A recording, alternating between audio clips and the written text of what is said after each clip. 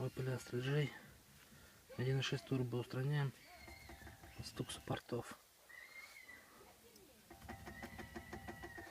Стучат ужасно. Смазки не помогает.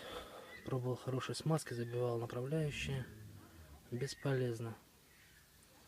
Покупал Ликвимоля. Медная смазка. Тоже фуфло.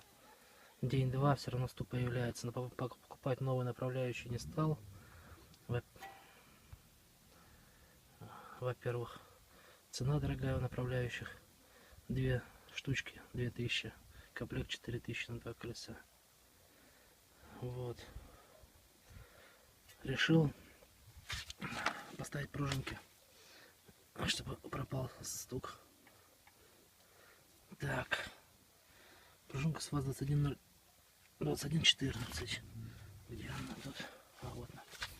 Вот она, покажу, чтобы понятно было. Вот. Я ее немножко изогнул, гнется он очень хорошо. Получилось у меня вот так. То есть внутреннюю часть за внутреннюю. Здесь поднатягиваем. Опа! Все. Вот, можно немножко еще подбавить. Будет хорошо. Все хорошо подходит. Ну и смотрится не уродски. Ну все.